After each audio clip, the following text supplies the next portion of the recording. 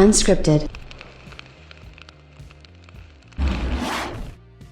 We've got official confirmation on just how supercharged the PlayStation 5 is and just what Sony has in the machine that makes it unlike any other machine. I'm talking better than any console in the history. This thing is running laps around PCs, and we now have the proof. We now have the official confirmation. We now know exactly what's going on and how this is achievable. We've been seeing how these games on the PlayStation 5 have instant load times and how fast the PlayStation 5 is, and now we get an idea from Sony themselves exactly why this is possible and how they're going to be running circles around the Xbox Series X as well as the Xbox Series S. This is why the PlayStation 5 is probably one of the most important and one of the best well-rounded consoles in any console generation, and I gotta tell you, I'm excited to get into this, and I absolutely love hearing about this. And listen, if you're getting a PlayStation 5, welcome to the club. This is one of the major reasons probably why you're lining up to get it, besides the games. Obviously, the games are the most important thing, but this is phenomenal. Let's get into it. What's up, everybody? Crapgamer here with Crapgamer Reviews, back with another video. Thank you so much for checking it out. I really do appreciate it. Please like, share, subscribe. I would appreciate that as well. It helps out the channel, and it means a lot to me personally. If you guys wouldn't mind, the easiest thing you can do, hit the like button so you're notified of everything as soon as it drops. That would be fantastic. And with that being said, you know, you can also hit the bell so you're notified of all the content as soon as it drops. And at the very least, you know, you can take a minute to consider subscribing, because that's awesome. Shout out to all the old subscribers and new subscribers and everybody in between. You're simply amazing. And I feel like, you know, you guys really kind of complete me. There, I said it. You complete me. Absolutely incredible. It means the world to me that you guys are absolutely, you know, supporting my content and stuff like that. Thank you so much. With that being said, I want to get into this pretty much right away. This is pretty fantastic stuff, and I got to say that it makes me incredibly happy to talk about it. So the PS5 I/O system is going to be supercharged by Oodle Texture, and the bandwidth actually goes up to 17.38 gigabytes a second. That is absolutely incredible, and that might sound a little techie, and I'm going to link this so you guys can check it out yourself. The PS5 input-output obviously has been the topic of much discussion ever since Epic CEO Tim Sweeney explained its structural advantages over the PC as well as any other gaming platform. Now, while the raw speed of the PlayStation 5 solid-state drive might have been theoretically surpassed by the new Samsung 980 Pro PCIe, it is the architecture of the PS5 itself that boosts the capabilities beyond what's currently achievable elsewhere, including that. So you might remember that the official specifications listed in the console, i.e. bandwidth at 5.5 gigabytes a second with uncompressed data and 8 to 9 gigabytes a second with compressed data. However, folks, this is where it gets really interesting. It looks like the partnership with Oodle will allow the PlayStation 5 to go much further when it comes to bandwidth peaks with compressed data. We already knew that the PlayStation 5 would support the Kraken hardware decoder, and the folks at Oodle have now unveiled that Sony also licensed Oodle Texture technology, which is optimized for compressing GPU textures. So Oodle Texture is a software library that game developers use at content creation time to compile their source into a GPU-ready format. All games use GPU texture encoders, but previous encoders did not optimize the compiled textures for compression like Oodle Texture does. Not all games at launch of PS5 will be using Oodle Texture, as it's a very new technology, but we expect it to be on the majority of PlayStation 5 games in the future. Because of this, we expect the average compression ratio and therefore the effective I/O speed to be driven even better than previously estimated. Kraken is a powerful generic compressor that can find good compression on data with repeated patterns or structures. Now, some types of data are scrambled in such a way that the compressibility is hard for Kraken to find unless that data is prepared in the right way to put in a usable form. An important case for this is for Kraken is the GPU textures. Now, according to them, it offers an even bigger advantage to games combined with Oodle Texture. Often the majority of game content is exactly what they sort of need. Now, obviously, this is something that developers are going to have to kind of work into it, but it looks like the majority of PlayStation 5 games are going to actually be able to support this. Now, according to Oodle, the previous 8 to 9 gigabytes A second I/O bandwidth figure was provided by Sony by multiplying the 5.5 gigabytes peak bandwidth of the PS5 solid-state drive for the standard compression ratio.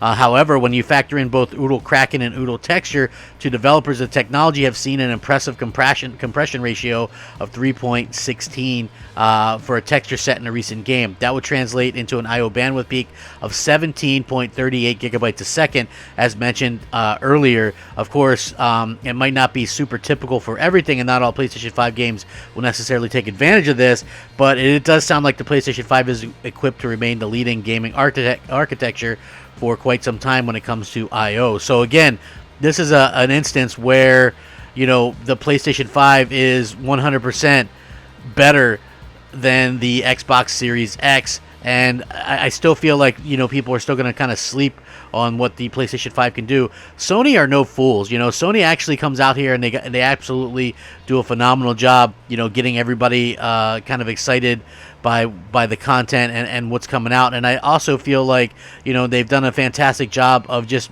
you know, managing to get people amped up for the next generation. I feel like they've really done a really good job, as well as, you know, kind of with their hardware, listening to what developers want and then implementing that into your hardware itself. They've done a fantastic job with this. Like, this is a clear example of just how far above Sony has gone over Microsoft. Like, Microsoft really went with an idea to sit there and go, you know, we're going to power our way through everything, and not everything really works that way. So this was a fantastic idea by Sony to get this done and to be able to kind of accomplish what they wanted to accomplish. But at the end of the day, having the I/O be supercharged with Oodle Texture, which, by the way, I think Sony either bought Oodle or they are have some kind of deal signed with them. Now you have 17.38 gigabytes a second with your I/O. I mean, that's incredible. That's unheard of in any means. You know, that's we've never heard of anything like that before. Especially when you consider that what they were already doing was so far ahead of what the Xbox Series X or Xbox Series S could do. This is just another reason why, you know, it's a heck of a deal when you think about it. I know this is probably one of the main reasons why people were saying, you know, the PlayStation 5 was going to be super expensive, $700, $800, whatever.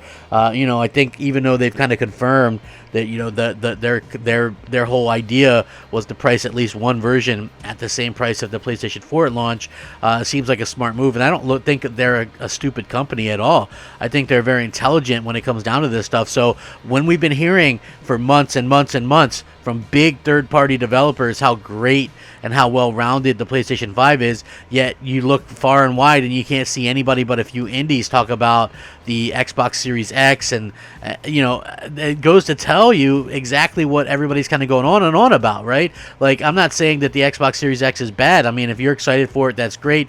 People are allowed to spend their own money on whatever they want. I'm just saying you're very much underestimating, you know, the PlayStation 5 and what it's going to be able to accomplish with what they're going to be able to do with the PlayStation 5 in terms of games and gaming and things that we've not seen before. So yeah, I thought that was a fantastic thing that we saw, and it just popped up. And I will, of course, link this in the description.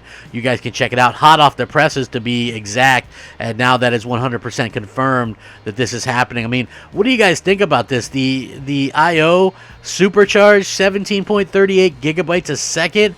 And here we are. We all thought that we were going to get, you know, a meager, you know, 8 to 9, or at, you know, a 5.5 with standard compression, but instead we get like almost double that. It's, you know, of the 8 to 9. I think that's going to be fantastic. And again, from the things that we've seen so far, not just you know, with the ability to I think it's also going to probably save you on installs and stuff like that, but also whenever you're kind of looking at something like it, like basically what happens, how they're going to cut down on the install sizes next generation, hopefully anyway, is like if there's a tree or something and you don't have to copy every single one of them, it just loads up one at a time. So hopefully that's something that helps out as well. But just being able to see this, and then we've seen like Ratchet and Clank Rift Apart, that game absolutely has like no load times between worlds. Supposedly Spider-Man, I've seen Demon Souls, like there's no load times there.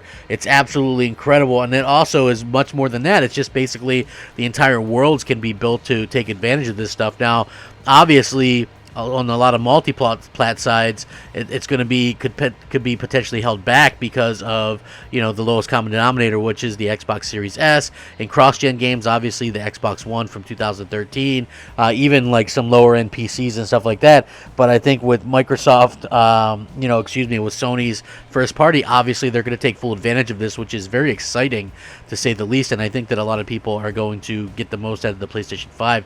This has me completely amped, and I know that I'm not like a super tech person or whatever, but just being able to get immersed further into these games at such a quick pace, I think that that's something that everybody's kind of been looking forward to. And you know what, I gotta say, I was excited before. I'm even more excited now. So it is a very exciting time, and I am very I just got to say, it's been awesome to kind of cover this kind of stuff, and I'm just excited to be able to get mine. I did, if you haven't noticed yet, I did procure my PS5. I managed to pre-order that. I'm very happy with that, and I hope that all of you guys were able to get yours. Like I said, I tried to let you guys know yesterday that today GameStop was doing some new pre-orders in the PlayStation 5. They were trying to get people to go out there, but you had to be in person. People were waiting in line. Like, it's insane. People actually spent the night there. I know people were staying out for the Xbox as well, but actually staying in line starting last night, crazy. Let me know what you think. Stay safe, happy, and healthy. Rack 'em up. Game on, my friends. Game on. Have a great day. Crapgamer, out. Unscripted.